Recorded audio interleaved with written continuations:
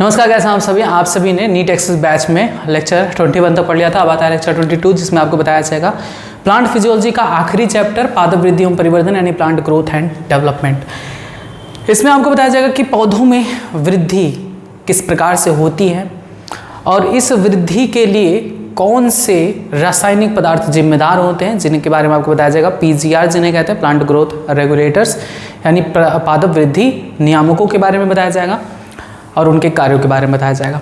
आइए देखते हैं।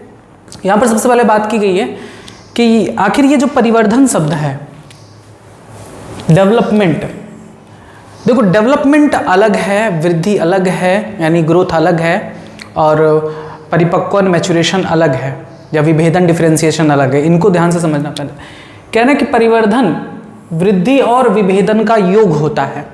परिवर्धन वृद्धि और विभेदन का योग होता है। इसका मतलब क्या है? वृद्धि का मतलब होता है ग्रोथ होना। जैसे हम लोग अगर अपनी संदर्भ में बात करें, हम लोग छोटे से बड़े हो जाते हैं, ये हमारी वृद्धि कहलाती है। और उसके बाद विभेदन का मतलब होता है कि कोशिकाएं अपने अलग अलग कार्यों के लिए विशिष्ट रूप से विभेदित हो जाती हैं। जैसे हम लोग भी एक सिंगल सेल से डेवलप हुए हैं, जिसे हम खुद भी नहीं देख सकते, उससे हम लोग बने हैं, उसे हम क्या कहते हैं? युग्मनज कहते हैं। तो उस युग्मनज में पहले वृद्धि होती है, उस कोशिका में वृद्धि होगी, विभाजन होगा, 1 से 2, 2 से 4, 4 से 8, 8 से 16, 16 से 32, 32 से 64, मल्टीपल टाइम्स में ये डिवाइड होकर कोशिकाओं का समूह बनाएंगे, वो वृद्धि कहलाएगी। फिर वे कोशिकाएं अपने विशिष्ट कार्यों के लिए विभेदित होंगी। जैसे विशिष्ट कार्य हमारे आंखों का देखना है तो आंख की कोशिका में विभेदित होंगी, नाक की कोशिका में, मुंह की कोशिका में, अलग अलग प्रकार की कोशिकाओं में विभेदित होती हैं। पौधों के संदर्भ में बात करें तो पौधों में भी युग्मनज होता है, युग्मनज में विभाजन होता है, वृद्धि होती है, वृद्धि के बाद विभेदन होता है, डिफरेंशिएशन होता है। वे कोशिकाएं अपने अलग अलग कार्यों के लिए विशिष्ट रूप से विभेदित हो जाती है। जैसे पत्ती बन जाता है, कली बनता है, पुष्प बनता है, तो अलग अलग प्रकार के कोशिकाओं में विभेदित हो जाती हैं। और उससे क्या बनता है? एक संपूर्ण पौधे का निर्माण होता है। एक पौधा बीज में है, अभी ये बीज में है, बीज में अंकुरण होता है यानी कोशिकाएं विभाजन करती हैं, विभाजन के द्वारा फिर आगे विभेदन करती हैं, पत्ती बनता है, तने बनते हैं, जड़ बनती हैं, पुष्प बनती हैं, एक कंप्लीट पौधा बन जाता है। तो वो क्या कहलाएगा? परिवर्धन, डेवलपमेंट। समझ में आया? जैसे हम लोग छोटे थे, बड़े हो गए, फिर हमारा विकास होगा, यानी कि हम क्या कहते हैं? विभेदन होगा, हमारी शरीर की कोशिकाएं अलग अलग अंगों में विभाजित होंगी। अब हम क्या कहलाएंगे? हम पूरी तरीके से परिवर्धित कहलाएंगे, डेवलप्ड कहलाएंगे। हम पूरी तरीके से डेवलप्ड हैं। अगर कोई इंसान वहीं पर उसका विकास रुक जाए, ग्रोथ वृद्धि हो, लेकिन उसके विभेदन ना हो, यानी अंग सही से निर्माण ना हो, हाथ पैर आँख कान ना बने सही से, तब हम क्या कहेंगे कि उसका डेवलपमेंट सही से नहीं हुआ, परिवर्धन सही से नहीं हुआ। पौधा है, पौधे में कोशिकाएं विभाजन की और कुछ हद तक विभेदन की, जड़ और तना निकला, लेकिन पत्ती नहीं निकला, कली नहीं निकला, पुष्प नहीं निकला, तो हम क्या कहेंगे? वो सही से परिवर्धन नहीं हो पाया, डेवलपमेंट सही से नहीं हो पाया। ठीक है, यानी डेवलपमेंट का मतलब होता है पूरा का पूरा आपका विकास शरीर का। कोशिकाएं विभाजन भी करें, विभाजन के बाद वो कोशिकाएं विशिष्ट कार्यों को करने के लिए विभेदित भी हो जाएं। तो याद रखिएगा, परिवर्धन बराबर, ऐसे लिख लीजिए, परिवर्धन बराबर क्या होता है? वृद्धि प्लस विभेदन। ठीक है, शुरुआत में यह जानना अनिवार्य है कि एक परिपक्व वृक्ष का परिवर्धन, देखो कह रहे ना, एक परिपक्व वृक्ष का परिवर्धन किससे होता है? एक युग्मक यानी एक निषेचित अंडा से शुरू होता है। यहाँ पर युग्मक नहीं होना चाहिए, युग्मनज होना चाहिए। सही कर लीजिएगा, युग्मनज होना चाहिए। एक परिवर्धित निषेचित अंडे को युग्मनज कहते हैं। तो युग्मनज से एक परिपक्व वृक्ष का निर्माण ही क्या है? परिवर्धन है। कहाँ से शुरू होता है? युग्मनज से शुरू होता है, और एक सुनिश्चित एवं उच्च नियमित वंशानुक्रम की घटना है। ये वंशानुक्रम की घटना है, यानी जैसे उनके पूर्वज में भी जैसा विकास हुआ होगा, वैसे ही इनमें भी विकास होगा, इनमें कोई अंतर नहीं होता। इस प्रक्रिया के दौरान एक जटिल शरीर संरचना का गठन होता है। इस प्रक्रिया के दौरान यानी कोशिका विभाजन होती है, विभेदित होती है, पूरा संपूर्ण संरचना का निर्माण करती है। क्या बनाती है? एक शरीर संरचना का निर्माण करती है, जो जड़, पत्ती, शाखा, फूल, फल, बीजों को उत्पादित करता है। यानी एक संपूर्ण परिपक्व वृक्ष का निर्माण करता है, जिसमें जड़, पत्ती, शाखा, फूल, फल, बीज होते हैं। और उसके बाद उस पौधे की एक निश्चित आयु के बाद मृत्यु भी हो जाती है। पौधों की वृद्धि के प्रक्रम का प्रथम चरण कहाँ से शुरू होता है? बीज के अंकुरण से शुरू होता है। अगर हम बात करें पौधों की वृद्धि का, याद करिए पौधों की वृद्धि का जो प्रक्रम है कहाँ से शुरू होता है? एक पौधे का वृद्धि किससे होगा? आपको भी पता है बीज होता है, बीजों को हम जमीन में मृदा में गाड़ देते हैं जिससे नए पौधे का विकास होता है। तो उसका जो प्रथम चरण है, पौधे की वृद्धि का प्रथम चरण बीज से शुरू होता है। बीज का अंकुरण होता है, उसके बाद यहाँ से जड़ें निकलेंगी और यहाँ से फिर तना निकलेगा, तने पर फिर पत्ती आएंगी, पत्ती से फिर और शाखाएं निकलेंगी, संपूर्ण पौधे का विकास होता है। यानी पौधे के प्रक्रम का प्रथम चरण क्या है? पौधे के वृद्धि का प्रथम चरण है बीज का अंकुरण। जब पर्यावरण में वृद्धि के लिए अनुकूल परिस्थितियां होती हैं तो बीज अंकुरित होती है। ये भी बहुत इंपॉर्टेंट पॉइंट है। यानी बीज ऐसे ही नहीं अंकुरित होता है। आपके किचन में भी बीज रखा हुआ है, किसका? चने का। चने का आप देखोगे तो जो चना आप खड़ा यूज करते हो दाल बनाने में या कुछ भी बनाने में, तो जो चना है वो भी एक बीज है, लेकिन आप डिब्बे में रखे हो, क्या उसमें से नया पौधा निकल आ रहा है? नहीं। आप उसी बीज को, उसी चने को डिब्बे में से निकालो, पानी में डाल लो, उसको अच्छा वातावरण दो, देखो तो 2-3 दिन बाद उसमें से जड़ें फूट आती हैं, यानी बीजों का अंकुरण शुरू हो जाता है। तो बीजों का अंकुरण कब शुरू होता है? अनुकूल परिस्थितियों में शुरू होता है। अगर बीजों को अनुकूल परिस्थितियां नहीं मिलती तो वे अंकुरण नहीं करती और वे क्या कहलाती हैं? प्रसुप्त अवस्था में कहलाती हैं, डॉर्मेंट फेज में।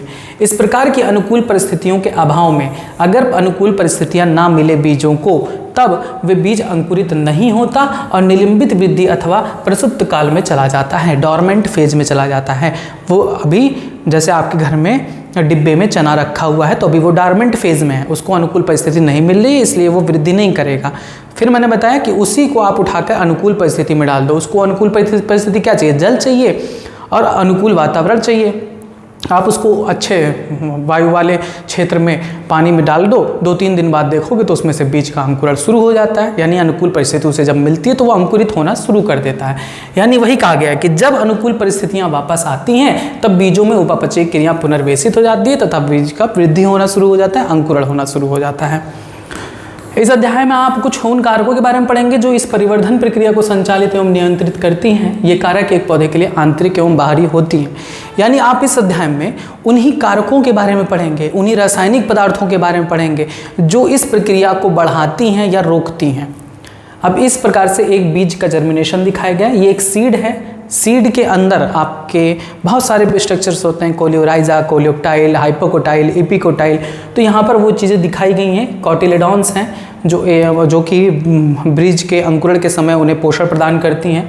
उसके हाइपोकोटाइल जो नीचे की तरफ वृद्धि करता है जिससे जड़ें वगैरह विकसित होती हैं और इस प्रकार से एक नए धीरे धीरे एक बीज से उस वृक्ष का, संपूर्ण वृक्ष का विकास होता है। अब आता है वृद्धि। ये वृद्धि क्या होती है? तो वृद्धि का मतलब होता है कोशिकाओं की संख्या में बढ़ना, कोशिकाओं का आकार में बढ़ना, क्षेत्रफल में बढ़ना, आयतन में बढ़ना। ये सब वृद्धि की परिभाषा है। वृद्धि को एक अवयव या अंग या इसके किसी भाग या यहाँ तक कि एक कोशिका के आधार में अनवृत्त स्थायी बढ़त के रूप में भी परिभाषित किया जा सकता है। यानी वृद्धि को हम उसकी लंबाई में बढ़ते हुए को हम कह सकते हैं वृद्धि हो रही है, उसके किसी एक अंग में वृद्धि हो रही है तो भी हम कह सकते हैं वृद्धि हो रही है, उसके किसी एक कोशिका में भी वृद्धि हो रही है तो भी हम वृद्धि कह सकते हैं। सामान्यतः वृद्धि उपापचयी प्रक्रियाओं, अपचय और उपचय दोनों से जुड़ा होता है, जो ऊर्जा के व्यय पर आधारित होता है। यानी वृद्धि में वृद्धि तभी होगी जब उपापचयी प्रक्रियाएं सामान्य रूप से होंगी। उपापचयी प्रक्रियाओं में क्या आते हैं? उपचय और अपचय दोनों आते हैं। ऐसी प्रक्रियाएं जिसमें ऊर्जा खर्च भी होती हैं या ऐसी प्रक्रियाएं जिसमें ऊर्जा उत्पन्न होती हैं, दोनों सम्मिलित रूप से कार्य करती हैं और उसी दौरान जो ऊर्जा मुक्त होती है उससे हम वृद्धि होती है उनमें। इसलिए एक पत्ती का विस्तार भी एक वृद्धि ही है।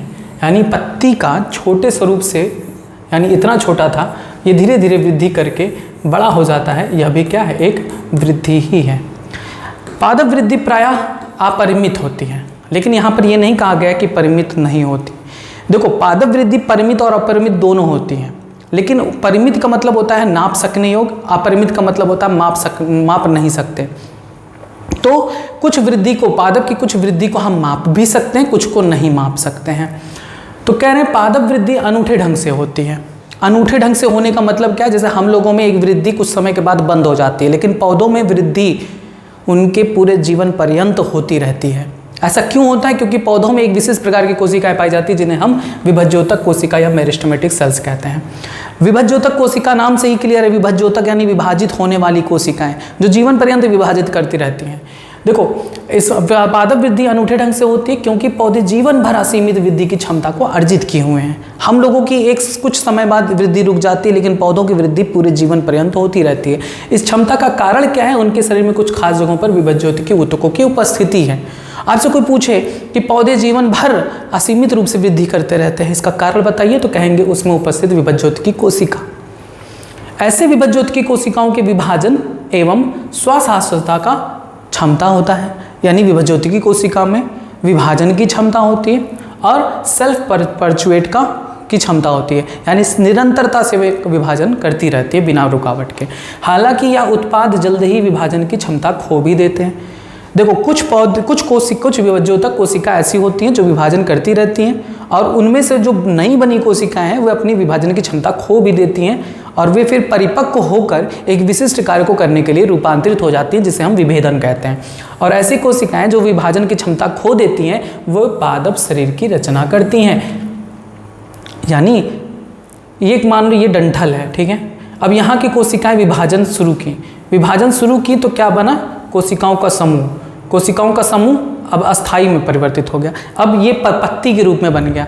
अब पत्ती की कोशिकाएं विभाजन नहीं करेंगी, यानी ये हो गया विभेदन, यानी इससे पौधे के शरीर की रचना होती है। देखो, मैं आपको साफ साफ बता रहा हूँ, ये सब इतना आसान नहीं है समझना। इसके लिए आपको सेल वाला चैप्टर भी पढ़ना होगा, उसके साथ ही आपको पौधों की जो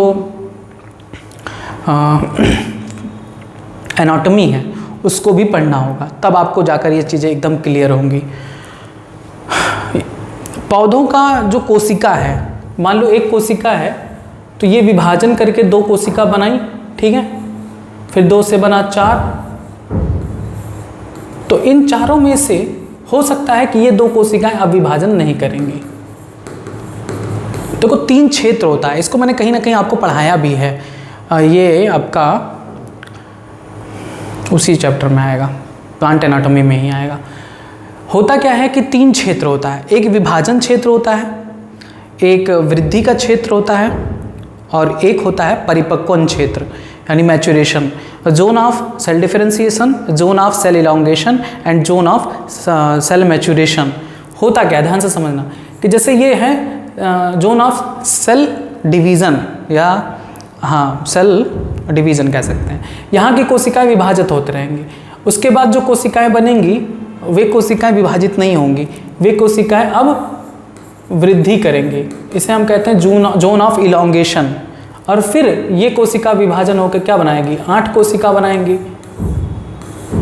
तो 8 कोशिकाओं में से ये जो सबसे बाहरी कोशिका है, यानी जो अभी पहले विभाजित होने के बाद वृद्धि करना शुरू की थी, अभी वृद्धि के बाद परिपक्वन करना शुरू होंगी, यानी एक विशेष कार्य को करने के लिए परिपक्व हो जाएंगी। तो इसे हम कहते हैं जोन ऑफ मैच्योरेशन। तो वही कह रहे हैं कि ये जो मेरिस्टेमेटिक सेल्स हैं, विभज्योतिक कोशिका, ये विभाजन करके नई कोशिकाएं बनती हैं। वे विभाजन करने के बाद जो नई कोशिकाएं बनाती हैं, उनमें से वे नई कोशिकाएं फिर आगे वृद्धि करेंगी। फिर वही कोशिकाएं जब वृद्धि उनकी कंप्लीट हो जाएगी, तो वृद्धि के बाद वे एक विशिष्ट कार्य को करने के लिए सक्षम हो जाएंगे, उन्हें हम कहेंगे परिपक्वन क्षेत्र, ठीक। और उसके बाद परिपक्वन के बाद भी अंततः जब पौधे का आयु पूर्ण हो जाता है तो मृत्यु भी हो जाती है। इस प्रकार की वृद्धि जहाँ पर विभज्योतक की क्रियात्मकता से पौधे के शरीर में सदा नई कोशिकाओं का जोड़ा जाता है, उसे वृद्धि का खुला स्वरूप कहा जाता है।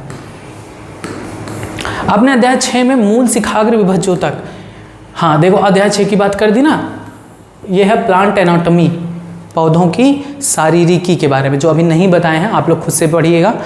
अध्याय 6 में आपको बताया गया है कि जो रूट एपिकल मेरिस्टम होता है या सूट एपिकल मेरिस्टम होता है, वो लगातार विभाजन करके नई कोशिकाओं का निर्माण करता रहता है, और उसके बाद उसके जो नीचे की कोशिकाएं बनती रहती हैं वे उसके बाद वे दीर्घीकरण करती हैं। दीर्घीकरण के बाद परिपक्वन क्षेत्र आता है, यानी प्ररोह शिखाग्र विभज्योतक या मूल शिखाग्र विभज्योतक के स्तर पर विभज्योतक के बारे में आपने पढ़ा है। ये पौधों की प्राथमिक वृद्धि के लिए जिम्मेदार होती हैं और मुख्यतः पौधों के अक्ष के समानांतर दीर्घीकरण में भागीदारी करती हैं। द्विबीजपत्री तथा अनावृत बीजी पौधों में पार्श्व विभज्योतक लैटरल मेरिस्टम, संवहनी कैम्बियम तथा कार कैम्बियम जीवन में बाद में प्रकट होते हैं। अंडरलाइन कर लीजिए कि बताइए द्विबीजपत्री या अनावृत बीजी पौधों में जीवन के बाद कौन प्रकट होता है? तो लैटरल मेरिस्टम, कॉर कैम्बियम और वैस्कुलर कैम्बियम। ये विभज्योतक उन अंगों की चौड़ाई को बढ़ाते हैं जहाँ वे क्रियाशील होते हैं। इसे द्वितीयक वृद्धि के नाम से भी जाना जाता है, यानी इनकी मदद से द्वितीयक वृद्धि होती है। तो आप याद कर लीजिए कि द्वितीयक वृद्धि के लिए कौन जिम्मेदार होते हैं? लैटरल मेरिस्टम, वैस्कुलर कैम्बियम और कॉर कैम्बियम किसके लिए जिम्मेदार होती हैं? द्वितीयक वृद्धि के लिए। यानी अगर आपसे कोई पूछे कि पौधे की चौड़ाई में वृद्धि कैसे होती है, जैसे कभी इतना चौड़ा था पहले पौधा, अब इसके बाद इतना मोटा हो गया, तो इसकी चौड़ाई में वृद्धि के लिए कौन जिम्मेदार होता है? तो वे जिम्मेदार होते हैं lateral meristem, vascular cambium, cork cambium. Note कर लीजिए। अब यहाँ पर वही बताया गया है कि एक पौधे के तने में आपका वैस्कुलर कैम्बियम है और root apical meristem, shoot apical meristem. Shoot apical meristem यहाँ की कोशिकाएं विभाजित होती हैं, तो जो पुरानी कोशिकाएं हों वो पीछे की तरफ ढकेली जाती हैं, जिससे ग्रोथ ऊपर की तरफ होता है। सेम उसी तरीके से रूट एपिकल मेरिस्टम में यहाँ की कोशिकाएं विभाजित होती हैं, नई कोशिकाएं बनती हैं, जो पुरानी कोशिकाएं पीछे की तरफ चली जाती हैं, जिससे इसका इस तरफ ग्रोथ होता है। और जो वैस्कुलर कैम्बियम है वो आपके पौधे की चौड़ाई को बढ़ाता है, ठीक है, चौड़ाई को बढ़ाता है। और उसके बाद यहाँ पर एक छोटे से बीज की रचना का वर्णन किया गया है, जिसमें लंबाई की वृद्धि को दिखाया गया है कि कभी इतनी लंबाई में थी और इसके बाद यहाँ पर विभाजन के द्वारा नई कोशिकाओं के बनने से, विभाजन होने से लंबाई में वृद्धि हुई है। कह रहे हैं वृद्धि माप योग्य है, यानी ग्रोथ इज मेजरेबल। जो भी पौधों में वृद्धि है उसे हम माप सकते हैं। जैसे कोशिकीय स्तर पर वृद्धि मुख्यतः जीवद्रव्य मात्रा में वृद्धि का परिणाम है। यानी अगर हम बात करें कि कोशिका में वृद्धि हो रही है, तो एक कोशिका में क्या पाया जाएगा? एक कोशिका में उसका कोशिका द्रव्य होगा, यानी हम जीव द्रव्य कहेंगे संपूर्ण रूप से। यहाँ पर जीव द्रव्य की बात की गई है। देखो कोशिका द्रव्य और जीव द्रव्य में अंतर क्या होता है? यहाँ पर ये केंद्रक है ना, तो जब केंद्रक और ये संपूर्ण लेते हैं तब उसे हम कहते हैं जीव द्रव्य। जीव द्रव्य अगर हम केंद्रक को छोड़ दें तो बाकी जो अंदर का मटेरियल होता है उसे हम कहते हैं जीव द्रव्य, सॉरी कोशिका द्रव्य। कोशिका द्रव्य। तो बताइए कौन बड़ा हुआ, कोशिका द्रव्य बड़ा हुआ या जीव द्रव्य बड़ा हुआ? कोशिका द्रव्य के अंदर केंद्रक नहीं आ रहा है, केंद्रक को छोड़कर बाकी समस्त भाग कोशिका का कोशिका द्रव्य कहलाता है।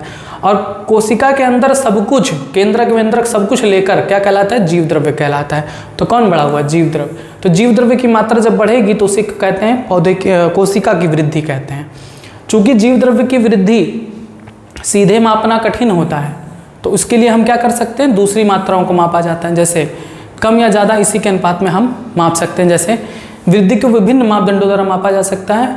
जैसे ताजी भार में वृद्धि, यानी उसका ताज़ा भार क्या है, या उसका शुष्क भार क्या है, उसकी लंबाई, क्षेत्रफल, आयतन, कोशिकाओं की संख्या आदि को हम माप कर बता सकते हैं कि वृद्धि कितनी हुई है या कितनी नहीं हुई है। आपको यह जानकर आश्चर्य होगा कि एक मक्के के मूल शिखाग्र, देखो मक्के का एग्जाम्पल दिया गया, याद कर लीजिए।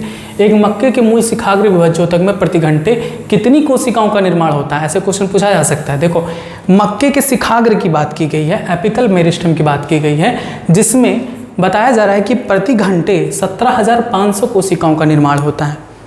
तो यहाँ पर क्वेश्चन बन सकता है कि एक मक्के में प्रति घंटे कितनी कोशिकाओं का निर्माण होता है? मक्के के शिखाग्र विभज्योतक यानी एपिकल मेरिस्टम में 17,500 नई कोशिकाओं का निर्माण होता है। बात करें अगर हम एक तरबूज की, तो तरबूज में कोशिकाओं के आकार में वृद्धि 3,50,000 गुना अधिक होता है। यानी 3,50,000 गुना तक वृद्धि इसमें हो सकती है एक कोशिका से। पहले वाले उदाहरण में वृद्धि को कोशिकाओं की संख्या में वृद्धि के रूप में व्यक्त किया गया है। यानी पहले वाला अगर हम आपको उदाहरण दें तो उसमें कोशिका की संख्या बताई गई है कि कितनी बढ़ती है, संख्या में वृद्धि बताई गई है। और दूसरे वाले एग्जाम्पल में आपको क्या बताया गया है? आकार में बढ़ोतरी के रूप में वर्गीकृत किया गया है। यानी आकार कितना गुना बढ़ सकता है। एक कोशिका का आकार इतना था, वो बढ़कर 3,50,000 गुना बढ़ गया। ठीक। एक पराग नलिका की वृद्धि, पराग नलिका की वृद्धि जानते हैं ना कहाँ होती है? जब परागकण वर्तिकाग्र पर पहुंचकर अपना अंकुरण प्रारंभ करता है तो उससे पराग नलिका बनती है। तो पराग नलिका की वृद्धि लंबाई में बढ़त का एक अच्छा मापदंड है, जबकि पृष्ठाधार पत्ती की वृद्धि को उसकी पृष्ठीय क्षेत्रफल के रूप में मापा जाता है। कोई पृष्ठाधार पत्ती है तो उसकी पूरे संपूर्ण क्षेत्रफल में कितनी वृद्धि हुई उसके रूप में मापा जाता है। वृद्धि के चरण, तो वृद्धि के 3 चरण होते हैं, एक विभज्योतिकी, दूसरा दीर्घीकरण और तीसरा परिपक्वन। ये मैंने आपको पहले भी बताया है कि जो कोशिकाएं विभाजित होती हैं तो विभाजन के बाद उनमें कोशिकाओं की संख्या बढ़ती है। तो जो नई बनी कोशिकाएं हैं वे फिर से विभाजन करेंगी, लेकिन जो पुरानी वाली कोशिकाएं हैं उनमें फिर दीर्घीकरण होता है, यानी उनका जो कोशिका है उसकी आकार में वृद्धि होगी।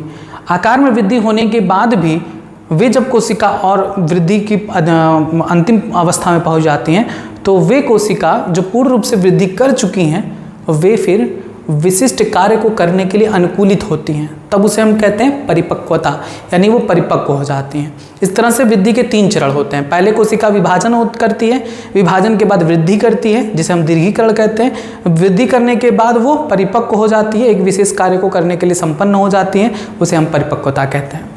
तो विभज्योतिकी चरण में कोशिकाएं मूल शिखाग्र या प्ररोह शिखाग्र दोनों में लगातार विभाजित होती हैं। यानी हम जड़ की बढ़ती हुई संरचना की बात करें या तने की बढ़ती हुई संरचना की बात करें तो उसमें कोशिकाएं विभाजन के दौरान लंबाई में बढ़ती रहती हैं। इन क्षेत्रों में कोशिकाएं जीवद्रव्य से भरपूर होती हैं और व्यापक संलक्षित केंद्र को अधिकृत किए रहती हैं। उनकी कोशिका भित्ति प्राथमिक, पतली, प्रचुर जीवद्रव्य तंतु संयोजन के साथ सेलुलोजिक होती हैं।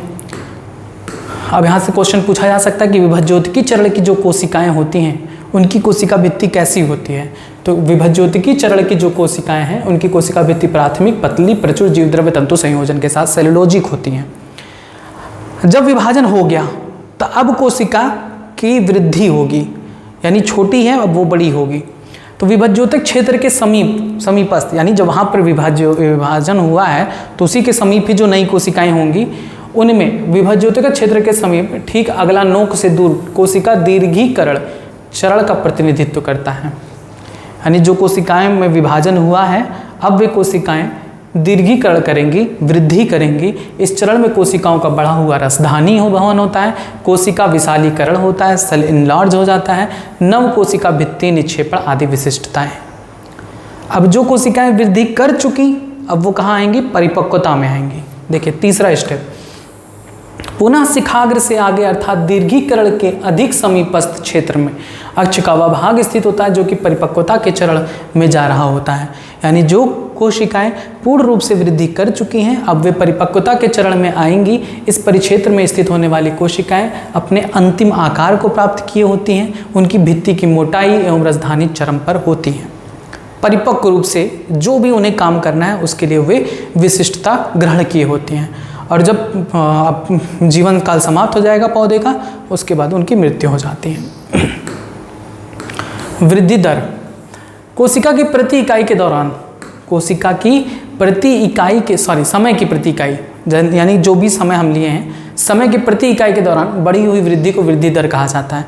यानी मान लो कि T1 समय में 1 सेंटीमीटर स्क्वायर किसी पत्ती का क्षेत्रफल बढ़ा, फिर उसके बाद T2 समय पर 2 सेंटीमीटर स्क्वायर उसका क्षेत्रफल बढ़ा, यानी 1 सेंटीमीटर की वृद्धि हुई किसी प्रति इकाई समय में, तो उसे हम वृद्धि दर कहते हैं। अतः वृद्धि की दर को गणितीय ढंग से व्यक्त किया जा सकता है। एक जीव या उसके अंग कई तरीकों से वृद्धि कर कोशिकाएं पैदा कर सकते हैं। वृद्धि दर 2 प्रकार की होती है, इसको अंडरलाइन कर लीजिए। वृद्धि दर, पौधों में वृद्धि दर 2 प्रकार की होती है, एक अंकगणितीय होती है, दूसरा ज्यामितीय होती है। क्या अंतर है अंकगणितीय और ज्यामितीय में? एक ही अंतर है, ध्यान रखना। अंकगणितीय में जो भी वृद्धि होती है उसमें केवल एक ही कोशिका में विभाजन की क्षमता होती है, एक कोशिका में विभाजन की क्षमता होती है, बस इतना याद रख लीजिए, सारा काम हो जाएगा। यानी अंकगणितीय वृद्धि अगर कोई कोशिका या कोई पादप दर्शा रहा है तो उसका मतलब है कि एक कोशिका में विभाजन की क्षमता है। लेकिन ज्यामितीय वृद्धि में समस्त कोशिकाओं में विभाजन की क्षमता होती है। जब समस्त कोशिका में विभाजन की क्षमता हो तब होता है ज्यामितीय वृद्धि।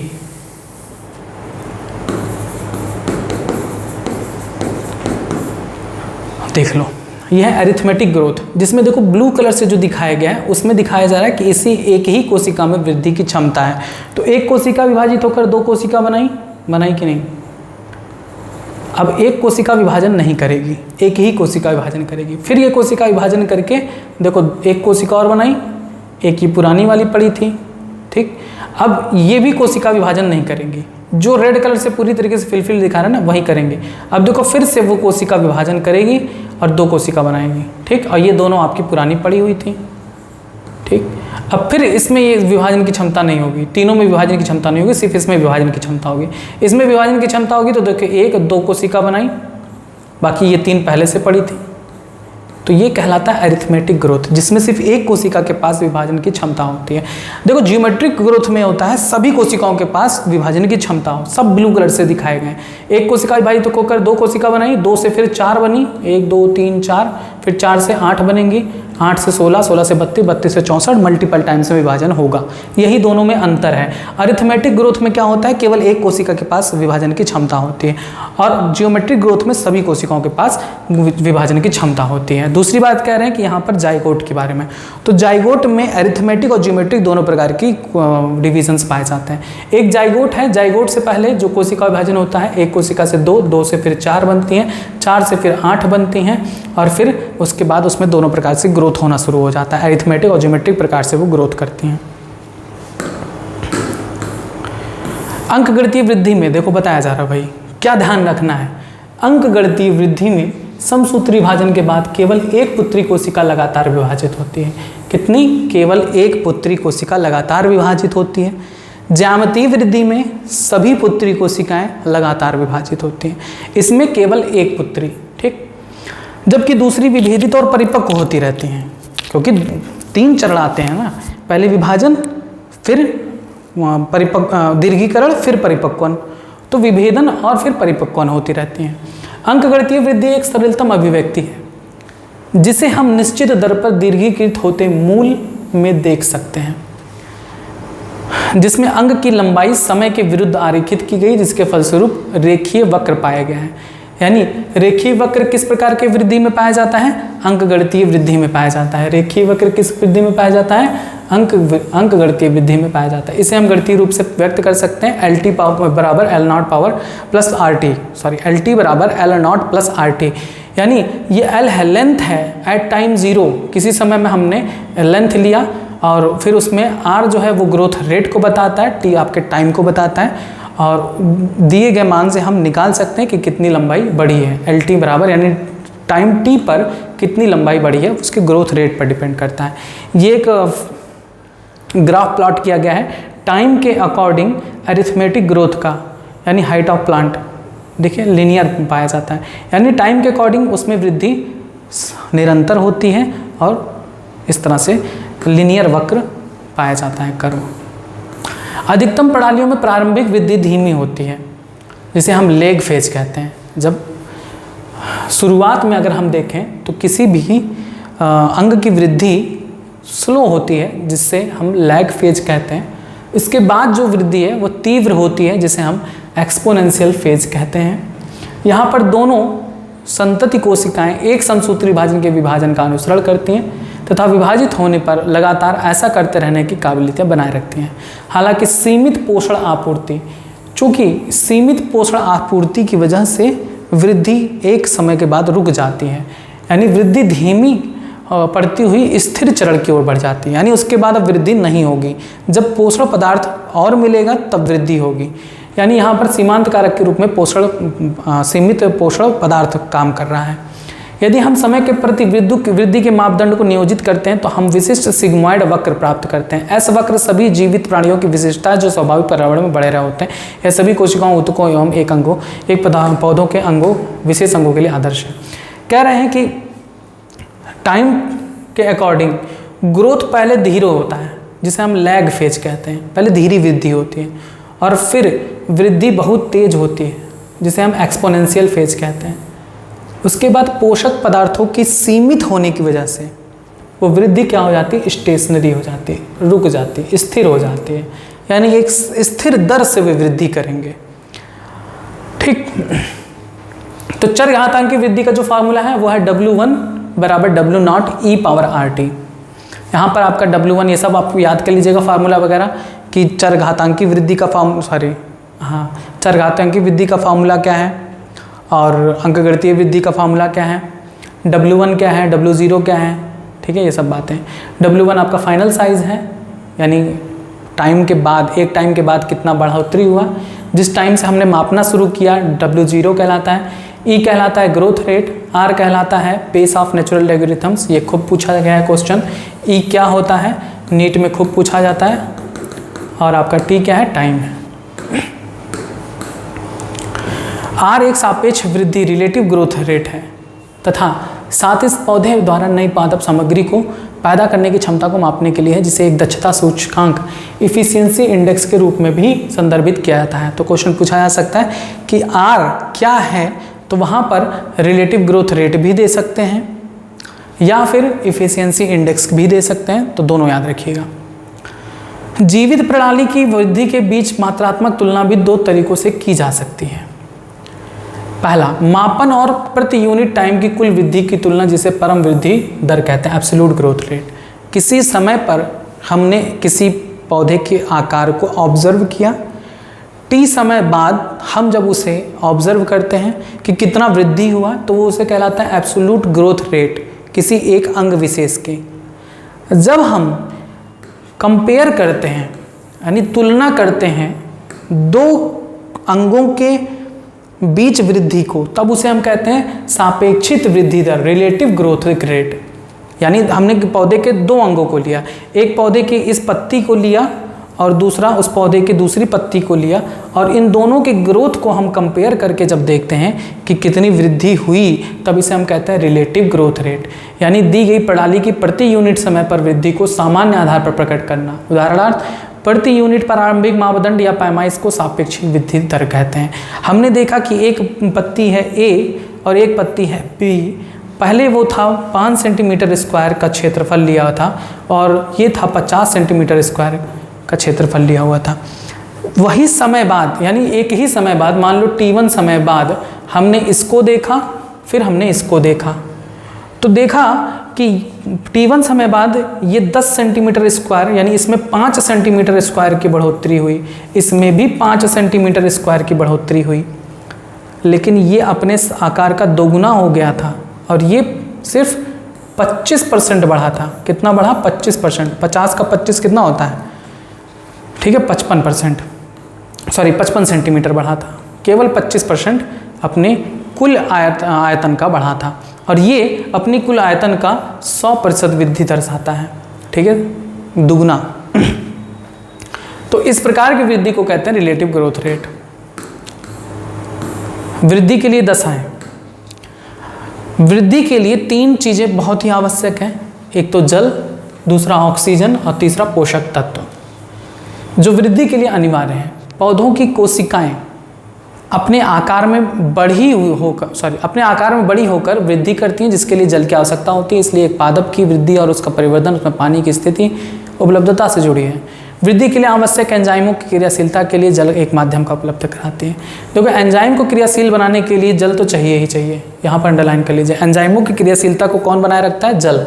ऑक्सीजन उपापचयी ऊर्जा को मुक्त करने के लिए आवश्यक होती है, क्योंकि आपको पता है कि ग्लूकोज के ऑक्सीडेशन के लिए ऑक्सीजन चाहिए, जिससे ऊर्जा मुक्त होती है। पौधे द्वारा पोषकों की आवश्यकता जीवद्रव्य के संश्लेषण तथा ऊर्जा के स्रोत के रूप में भी काम में लाया जाता है। यानी जो हम पोषक पदार्थ की बात कर रहे हैं, वो पौधों में उसके जीवद्रव्य के संश्लेषण में भाग लेता है, ऊर्जा को बनाने में भाग लेता है। इसके अतिरिक्त प्रत्येक पादप जीव के लिए इष्टतम ताप परिसर चाहिए, यानी ऑप्टिमम टेम्परेचर चाहिए, ना तो ज़्यादा अधिक ना तो ज़्यादा कम। उसकी वृद्धि के लिए अत्यंत ही अनुकूल होता है। इस ताप के दायरे में किसी प्रकार का विलगाव, यानी उस ताप में कोई भी परिवर्तन उसकी उत्तरजीविता के लिए हानिकारक हो सकता है। इसके साथ ही पर्यावरणीय संकेत जैसे कि प्रकाश, गुरुत्वाकर्षण भी वृद्धि के कुछ अवस्थाओं या चरणों को प्रभावित करती हैं। अब आता है आपका विभेदन, निर्विभेदन तथा पुनर्विभेदन। देखो, मैंने आपको बताया था कि कुछ कोशिकाएं, जो भी कोशिकाएं, कुछ नहीं सारी कोशिकाएं विभाजन के बाद विभेदन करती हैं, यानी वे विशिष्ट प्रकार की कोशिकाओं को बनाने के लिए रूपांतरित हो जाती हैं। तो उसमें कोई परिवर्तन होता है तभी वे रूपांतरित होती हैं। यानी कोई कोशिकाएं विभाजन के बाद अगर उसे किसी, मान लो लेटरल कैम्बियम में वैस्कुलर कैम्बियम में बदलना है, तो वैस्कुलर कैम्बियम के लिए वे विभाजित हो जाएंगे, विभेदित होंगे। किसी को कॉर्क कैम्बियम बनना है तो वो कॉर्क कैम्बियम में विभेदित होंगी। किसी को मीजोफिल में बदलना है तो मीजोफिल में बदलेंगी। तो अलग अलग प्रकार की कोशिकाएं आखिरी में परिपक्व होकर अपनी एक विशिष्ट प्रकार की स्थिति को बनाती हैं। तो जब विभेदन होता है तो विभेदन के बाद विभाजन की क्षमता खत्म हो जाती है, लेकिन पौधों में ऐसा देखा गया है कि कुछ खास विशेष परिस्थितियों में फिर से विभाजन की क्षमता पैदा हो सकती है, तब उसे वहाँ पर निर्विभेदन कहते हैं।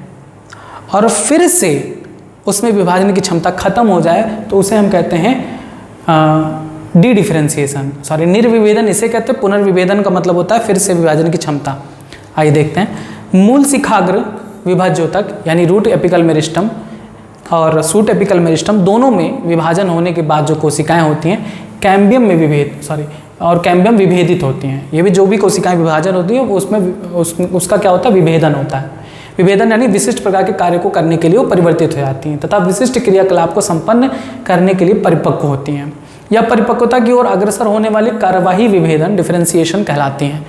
यानी जो भी कोशिका विभाजित होती है, मैंने क्या बताया था अभी, सबसे पहले मैं यही बता रहा हूँ, कोशिका विभाजित होती हैं। एक कोशिका से दो कोशिका बना, तो मान लो फिर दो से ये चार बने हैं, तो ये चारों में से ये दो आगे विभाजन करेंगे, लेकिन ये दो क्या करेंगे, परिपक्व होकर अन्य जो भी इन्हें कार्य करना है, मान लो इन्हें कैम्बियम बनना है, तो ये कैम्बियम की कोशिका बना लेती हैं, यानी परिपक्व हो जाएंगी। तो वही कह रहे हैं कि कोशिका विभाजन करने के बाद विशिष्ट क्रियाकलाप को करने के लिए परिपक्व हो जाती हैं। या परिपक्वता की ओर अग्रसर होने वाली कार्यवाही विभेदन कहलाती हैं। वे अपनी कोशिका भित्ति एवं जीवद्रव्य दोनों में ही या कुछ व्यापक संरचनात्मक बदलाव करती हैं। जैसे एक हम वाहिकीय तत्व की बात करें, एक वाहिकीय तत्व को बनने के लिए वहाँ की कोशिकाएं क्या बदलाव करती हैं। यानी कोई कोशिका है, विभाजन के बाद उसको वाहिकीय तत्व बनना है, ट्रैकरी एलिमेंट बनना है, तो वहाँ की कोशिकाएं क्या करती हैं, देखिए उदाहरण के लिए एक वाहिकीय तत्व के बनने में कोशिका अपने जीवद्रव्य को खो देती है, यानी वो कोशिका अपने जीवद्रव्य को समाप्त कर देती है, तब वो ट्रैकरी एलिमेंट बन पाती है।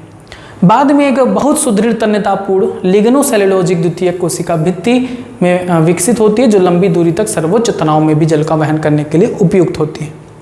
यानी किसी भी विशेष प्रकार की कोशिका को बनने के लिए जो इनिशियल सेल है उसमें कुछ चेंजेस आते हैं। वही कह रहे हैं कि अगर मान लो किसी कोशिका को वाहकीय तत्व बनना है तो उसे अपना जीवद्रव्य खोना पड़ता है, उसके बाद उसमें ये सारी चीज़ें आती हैं। तो जीवित विभेदित कोशिकाएं कुछ खास परिस्थितियों में विभाजन की क्षमता पुनः प्राप्त कर सकती हैं। विभाजन के बाद विभेदन होता है, तो विभेदन के बाद जब वो एक कोशिका एक विशिष्ट रूप ले ली तब उसमें विभाजन की क्षमता नहीं रह पाती। लेकिन कुछ कोशिकाएं ऐसी भी हैं खास परिस्थितियों में विभाजन की क्षमता पुनः प्राप्त कर लेती हैं। वही कह रहे हैं कि जीवित विभेदित कोशिकाएं कुछ खास परिस्थितियों में विभाजन की क्षमता पुनः प्राप्त कर लेती हैं। इस क्षमता को निर्विभेदन डी डिफरेंशिएशन कहते हैं। ठीक है, विभाजन की क्षमता पुनः प्राप्त कर लेना डी डिफरेंशिएशन कहलाता है। उदाहरण के तौर पर इंटरफेसिकुलर कैम्बियम, कॉर कैम्बियम निर्विभेदित कोशिकाओं ऊतकों के द्वारा उत्पादित कोशिका के बाद भी फिर से विभाजन की ये उदाहरण है कि कॉर कैम्बियम और इंटरफेसिकुलर कैम्बियम ऐसी कोशिकाएं हैं जो फिर से विभाजन कर सकती हैं। लेकिन अब फिर से ध्यान दो, ये विभाजन कर सकती हैं यानी ये निर्विभेदित कोशिकाएं हैं। निर्विभेदित कोशिका में पुनः विभाजन की क्षमता खत्म हो सकती है। इनमें कोशिका बाद में फिर विभाजन की क्षमता खो देती हैं, तब इसे कहा जाता है पुनर्विभेदन, रीडिफरेंशिएशन। बहुत कंफ्यूजन है ना, सीधे सीधे तीन चीज़ों को समझो। यहाँ पर तीन चीज़ें हैं ना, डिफरेंशिएशन, डी डिफरेंशिएशन, रीडिफरेंशिएशन। देखो डिफरेंशिएशन कब आता है, डिवीज़न के बाद। डिवीज़न के बाद होता है डिफरेंशिएशन, विभेदन, यानी इसमें अब डिवीज़न की क्षमता नहीं पाई जाएगी। लेकिन अगर इन कोशिकाओं में खास परिस्थिति में डिवीज़न होने लगे तब वो कहलाएंगे डी डिफरेंशिएशन। फिर से इन कोशिका में विभाजन की क्षमता खो जाए, विभाजन ना हो, तब ये कहलाएंगे रीडिफरेंशिएशन। बस इसी से ही आपका क्लियर हो जाएगा। उसके बाद आता है कि पौधों में वृद्धि उन्मुक्त ओपन होती है अर्थात या परिमित या अपरिमित दोनों भी हो सकता है, हम माप भी सकते हैं, नहीं भी माप सकते हैं। अब हम कह सकते हैं कि पादपों में विभेदन भी उन्मुक्त होता है, क्योंकि ठीक उसी विभज्योतिक से पैदा हुए ऊतक परिपक्व होने पर भिन्न संरचनाएं तैयार करती हैं। कोशिका ऊतक की परिपक्वता के समय अंतिम संरचना कोशिका के आंतरिक स्थान पर निर्भर करता है। यानी कोशिका ऊतक की परिपक्वता के समय, अगर जैसे कोई कोशिका है, मैंने बताया कोई कोशिका है, परिपक्वता के समय वो कहाँ पर है ये डिपेंड करेगा कि वो आखिरी में क्या बनेगा।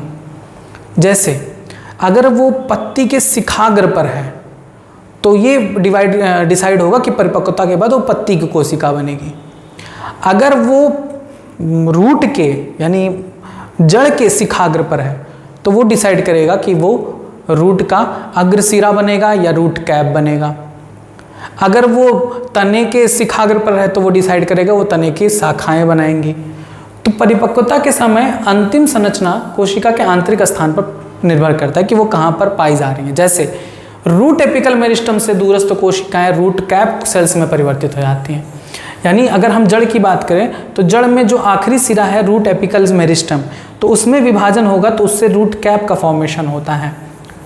यानी कहाँ पर है वो कोशिका, उसी के आधार पर वो अपना अंतिम रूप ग्रहण करते हैं। जबकि जिन्हें बाहरी वलय की ओर, यानी यहाँ की जो बाहरी वलय की कोशिकाएं हैं, बाहरी वलय की जो कोशिकाएं हैं वो बाह्य त्वचा के रूप में परिपक्व होती हैं। ठीक है, एपिडर्मिस। अब आता है परिवर्धन। तो आपने पढ़ा है कि परिवर्धन किसका योग है, तो परिवर्धन विभाजन और विभेदन का योग होता है। यानी कोशिकाएं विभाजन के बाद विभेदन करती हैं और इन संपूर्ण घटना से परिवर्धन होता है, डेवलपमेंट होता है। परिवर्धन वह शब्द है जिसके अंतर्गत एक जीवन चक्र में आने वाले सारे बदलाव शामिल है, जिससे उसकी संपूर्ण संरचना का निर्माण होता है। जो शुरुआत कहाँ से होता है, बीजांकुरण से शुरू होता है और जरावस्था तक पाई जाती है। जरावस्था का मतलब होता है सेनेसेंट फेज, पतझड़, जिसमें वो झड़ बढ़ के पौधा नष्ट हो जाता है। तो परिवर्धन कहाँ से शुरू होता है, बीज के अंकुरण से शुरू होता है। बीज अंकुरित होता है, नया पौधा बनता है, एक संपूर्ण वृक्ष का रूप लेता है और उसके बाद पतझड़ आता है, जरावस्था आती है, उसके बाद नष्ट हो जाता है। यानी हम परिवर्धन को कहाँ से मापेंगे, बीज के अंकुरण से और जरावस्था के पहले। तो बीज के अंकुरण और जरावस्था के बीच का समय होता है परिवर्धन। चित्र 15.8 में उच्च पादप की कोशिकाओं में होने वाले परिवर्धन को चित्र द्वारा समझाया गया। यहाँ पर देख लीजिए, यहाँ पर ये कह रहे हैं कि कोई पौधा है, उसमें मेरिस्टेमेटिक सेल्स होती हैं, शुरुआत यहीं से होती है मेरिस्टेमेटिक सेल से। उसमें विभाजन होता है, यानी विभाजन होता है तो कुछ कोशिकाएं पुनः सेल डिवीजन के लिए मेरिस्टेमेटिक सेल्स में कन्वर्ट हो जाती हैं, कुछ कोशिकाएं डिफरेंशिएट होने लगती हैं, विभेदित होने लगती हैं, वे एलोंगेट होने लगती हैं, यानी उनमें वृद्धि होना शुरू होता है। फिर वो परिपक्व होती हैं, मैच्योर होती हैं और उसके बाद पूरी तरीके से परिपक्व कोशिका के रूप में बदल जाती हैं और फिर उनमें पतझड़ के बाद उनका जरावस्था शुरू होता है, अंतिम समय शुरू होता है और उसके बाद उनकी मृत्यु हो जाती है। कोई पौधा है, बीजांकुरण से शुरू हुआ, उसमें कोशिकाएं विभाजन की, वृद्धि की, विभेदन की, फिर परिपक्व हुई, अलग अलग प्रकार की स्वरूप बनाई, पत्तियां बनाई, जड़ बनाई, तने बनाए और उसके बाद मैचुरेशन के बाद उनमें जरावस्था समय आ जाता है और उसके बाद उनकी मृत्यु हो जाती है। पौधे पर्यावरण के प्रभाव के कारण या जीवन के विभिन्न चरणों में भिन्न पथों का अनुसरण करते हैं। यानी पौधे जो अपने आसपास के पर्यावरण का प्रभाव भी जो पड़ता है उन पर, उसके अनुसार भी वृद्धि करते हैं। कुछ पौधे ऐसे भी हैं जो पर्यावरण के प्रभाव के अनुसार अपने शरीर में बदलाव भी लाते हैं। तो वही कह रहे हैं कि विभिन्न तरह की संरचनाओं का गठन कर सकें। इस क्षमता को सुघट्यता यानी प्लास्टिसिटी कहते हैं। जिन पौधों में ये बातें विशेषता पाई जाती हैं वो विशेषता सुघट्यता यानी प्लास्टिसिटी कहती है। नीट में पूछा हुआ क्वेश्चन है कि पौधे बाह्य वातावरण के प्रभाव से अपने जीवन के विभिन्न चरणों में भिन्न पथों का अनुसरण करते हैं, यानी बाह्य वातावरण के प्रभाव से बचने के लिए अपने शरीर में बदलाव लाते हैं। इसी को प्लास्टिसिटी कहते हैं। जैसे कपास, धनिया, लार्कस्पर में विभिन्न आकार की पत्तियां, इन पौधों में पत्तियों का आकार किशोरावस्था एवं परिपक्व अवस्था में भिन्न होता है। यानी किशोरावस्था में अलग प्रकार की पत्ती होती है, परिपक्व अवस्था में विभिन्न प्रकार की पत्तियां। देखो यह है जुवेनाइल स्टेज, यानी किशोरावस्था में धनिया की पत्ती ऐसी दिखती है, लेकिन जब बड़ी होती है तो देखो ऐसी दिखती है। तो इसे हम कहते हैं प्लास्टिसिटी, सुघट्यता, पर्यावरण के प्रभाव के अनुसार अपने अंदर परिवर्तन लाना। दूसरी तरफ बटर कप में पत्तियों के आकार वायवीय भागों में अलग होता है। जैसे देखो बटर कप में उसकी पत्ती का आकार कुछ इस तरह से होगा, कब? जब वो टेरेस्ट्रियल हैबिटेट में हो। लेकिन अगर वो जलीय है, अगर वो पानी में है, तो उसकी पत्ती का आकार इस तरह से हो जाता है। तो इसे हम कहते हैं सुघट्यता। यानी हेट्रोफिली का यह दृश्य क्या कहलाता है? प्लास्टिसिटी कहलाता है। तो आपका क्वेश्चन पूछा गया था कि सुघट्यता किन में पाई जाती है? एग्जाम्पल, तो 3 एग्जाम्पल याद कर लीजिए, कपास, धनिया, लार्कस्पर और बटर कप। ठीक है। अतः एक पौधे के जीवन में वृद्धि, विभेदन और परिवर्धन बहुत ही निकट संबंध रखने वाली घटनाएं हैं। व्यापक तौर पर परिवर्धन को वृद्धि एवं विभेदन के योग के रूप में माना जाता है। तो आपको मैंने पहले ही बताया कि परिवर्धन क्या होता है? वृद्धि प्लस विभेदन। पौधों में परिवर्धन अर्थात वृद्धि एवं विभेदन दोनों आंतरिक एवं बाह्य कारकों से नियंत्रित होती हैं। जो भी वृद्धि है या विभेदन है पौधे में आंतरिक या बाह्य कारक से नियंत्रित होती हैं। आंतरिक कारकों में क्या क्या आता है? अंतरकोशिकीय आनुवंशिक आता है, अंतरकोशिकीय कारक आता है, जैसे पौधे के वृद्धि नियामक रसायन, अभी आपको बताया जाएगा पीजीआर के बारे में। जबकि बाह्य कारक के रूप में प्रकाश, तापमान, जल, ऑक्सीजन, पोषक, ये सभी पदार्थ सम्मिलित होते हैं जो पौधे के वृद्धि विभेदन को प्रभावित कर सकते हैं। ठीक, अब हम पढ़ेंगे इस अध्याय में आपको बताया जाएगा पादप वृद्धि नियामकों के बारे में कि आखिर ये प्लांट ग्रोथ रेगुलेटर्स क्या होते हैं, किस प्रकार से पौधे की वृद्धि को नियंत्रित करते हैं। देखिए, पहले तो हम देख लेते हैं कि पादप वृद्धि नियामकों यानी प्लांट ग्रोथ रेगुलेटर्स, ये जो आप हार्मोन्स पढ़ते हो ना, auxin, gibberellin, indoleacetic acid, butyric acid, ये सारी के बारे में बताया सारा, यही कहलाते हैं पादप वृद्धि नियामक। इनकी विशिष्टता देखिए, पादप वृद्धि नियंत्रक विविध रासायनिक संगठनों वाले साधारण तथा लघु अणु होते हैं। ये इंडोल के सम्मिश्रण हो सकते हैं, जैसे इंडोल 3 एसिटिक एसिड। आपकी ये सब बातें याद होनी चाहिए, याद रखेंगे। इंडोल 3 एसिटिक एसिड किसका सम्मिश्रण है? इंडोल का। दूसरा, एडेनिन के व्युत्पन्न, तो एडेनिन के व्युत्पन्न कौन है? N6 फुरफुराइल एमीन प्यूरिन, जिसे हम काइनेटिन भी कहते हैं। ठीक है, बड़ा बुरा नाम है N6 फुरफुराइल एमीन फुरफुराइल एमीन याद कर लीजिएगा, ऐसे पूछा जाएगा। एडेनिन के व्युत्पन्न बताइए, तो एडेनिन के व्युत्पन्न कौन है? N फुरफुराइल एमिनो प्यूरिन, काइनेटिन जिसे कहते हैं। कैरोटिनाइड का, कैरोटिनाइड होना चाहिए, कैरोटिनाइड के व्युत्पन्न कौन है? Abscisic acid. ये सब क्वेश्चन पूछे जाएंगे। कैरोटिनाइड के व्युत्पन्न बताइए, तो कैरोटिनाइड के व्युत्पन्न एब्सिसिक एसिड। टर्पीन का एग्जाम्पल बताइए, तो जिब्रेलिक एसिड Ga3 जिसे कहते हैं। गैसीय पीजीआर का एग्जाम्पल बताइए, तो इथिलीन है या एथाइलिन भी बोलते हैं इसे, C2H4। पादप वृद्धि नियामकों को पाठ्य सामग्री में पादप वृद्धि तत्व, अब देखो जो पीजीआर है पादप वृद्धि नियामक, उन्हें हम पादप वृद्धि तत्व या प्लांट ग्रोथ सब्सटेंस भी कह सकते हैं। इन्हें हम प्लांट हार्मोन भी कहते हैं या फाइटो हार्मोन्स भी कहते हैं। इन सभी नामों से जाना जाता है। पीजीआर्स को यानी प्लांट ग्रोथ रेगुलेटर्स, पादप वृद्धि नियामकों को इन अन्य नामों से भी जाना जाता है। पादप वृद्धि नियामक को व्यापक रूप से एक जीवित पौधों में उनकी कार्यशीलता के आधार पर 2 समूहों में बांटा जा सकता है। कौन कौन से समूहों में? एक तो होता है इनहिबिटर होता है और एक प्रमोटर होता है। ध्यान से समझना, पीजीआर को 2 कैटेगरी में बांटते हैं, एक प्रमोटर होता है और दूसरा होता है इनहिबिटर।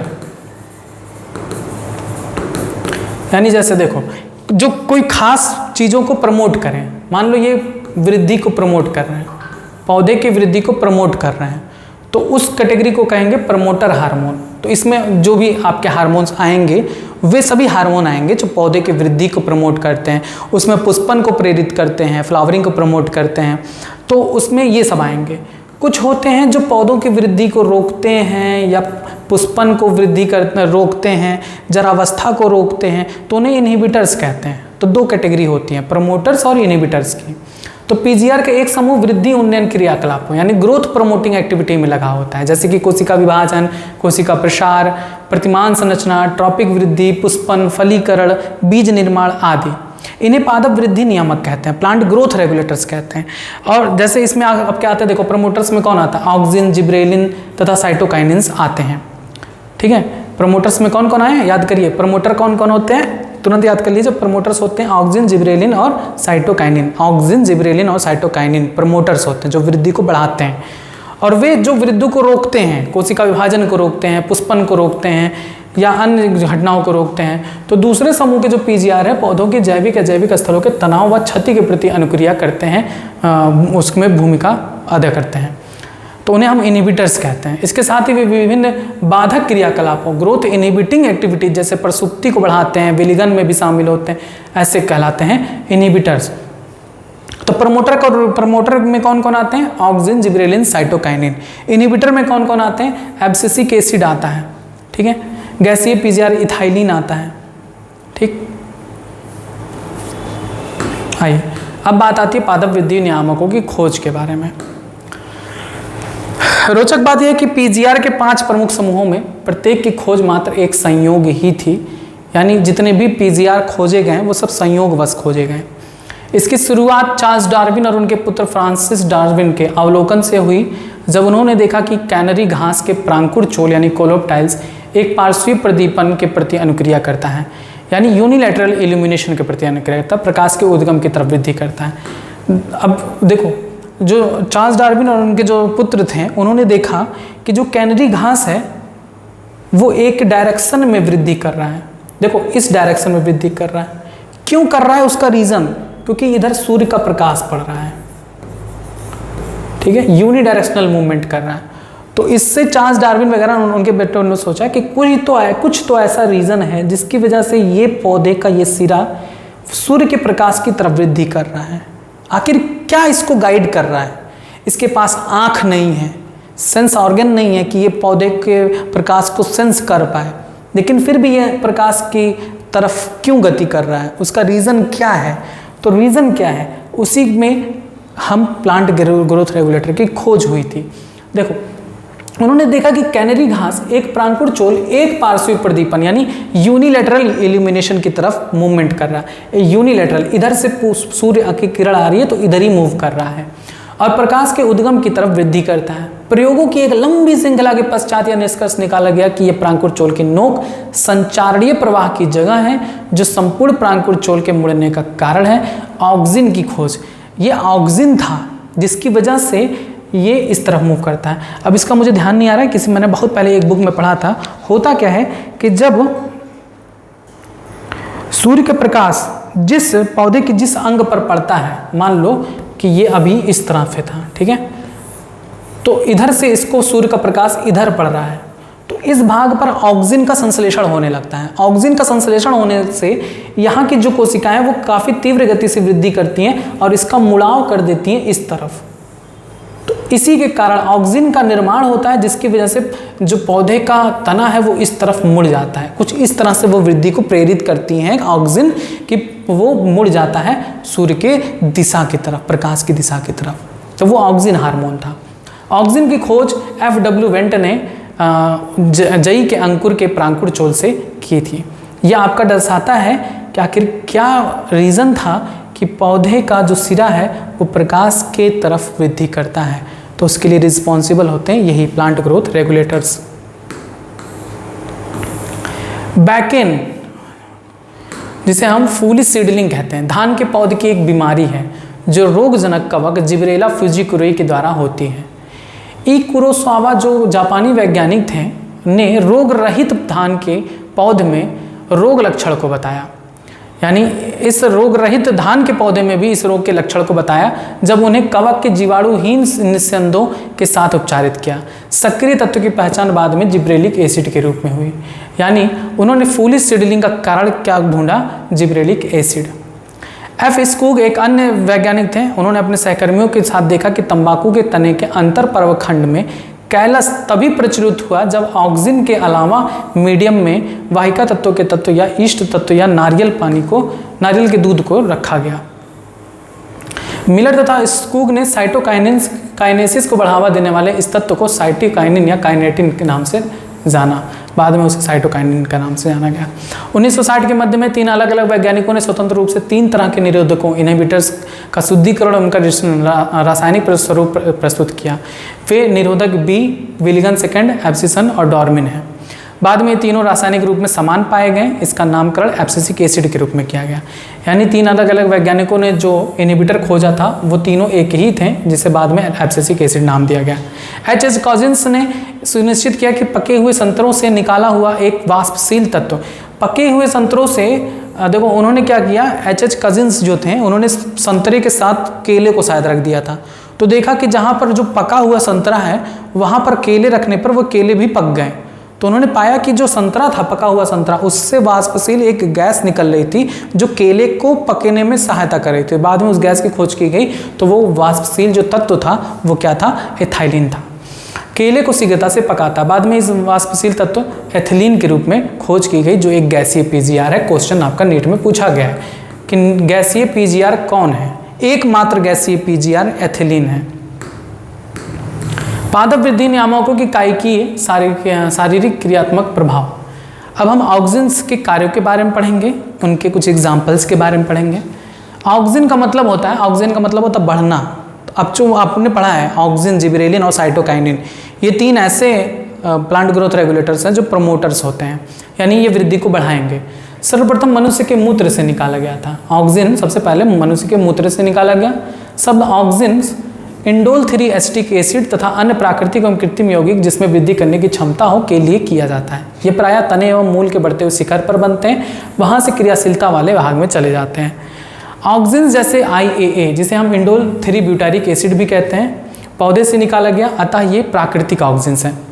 मोस्ट इंपॉर्टेंट पॉइंट है, यहाँ पर क्वेश्चन पूछा जाता है प्राकृतिक ऑक्सिन का उदाहरण बताइए, तो एकमात्र है आपका दो है, IAA और IBA, इंडोल एसिटिक एसिड और इंडोल 3 ब्यूटारिक एसिड, ये 2 आपके एग्जाम्पल है जो प्राकृतिक ऑक्सिन है।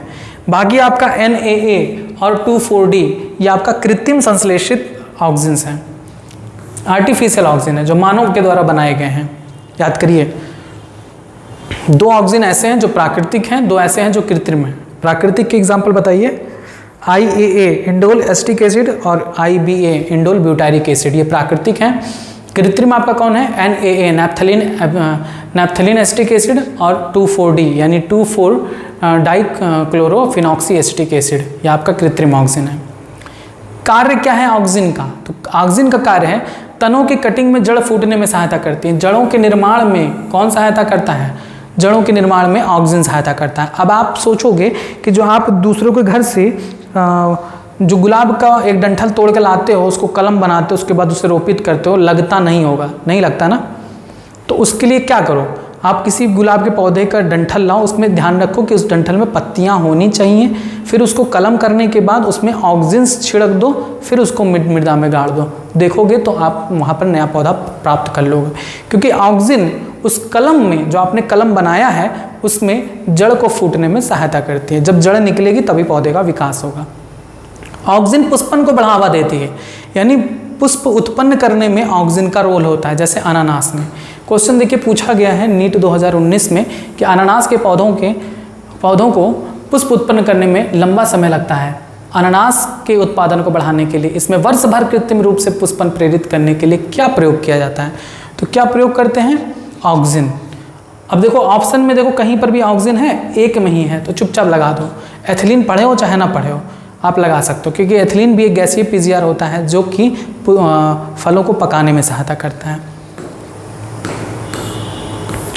ये पौधों के पत्तों, ऑक्सिन का कार्य है, ये पौधों के पत्तों एवं फलों को शुरुआती अवस्था में गिरने से भी बचाता है। ऑक्सिन क्या करता है कि शुरुआती तौर में पौधों से पत्तियां या उसके फल गिरे नहीं, उससे भी बचाता है।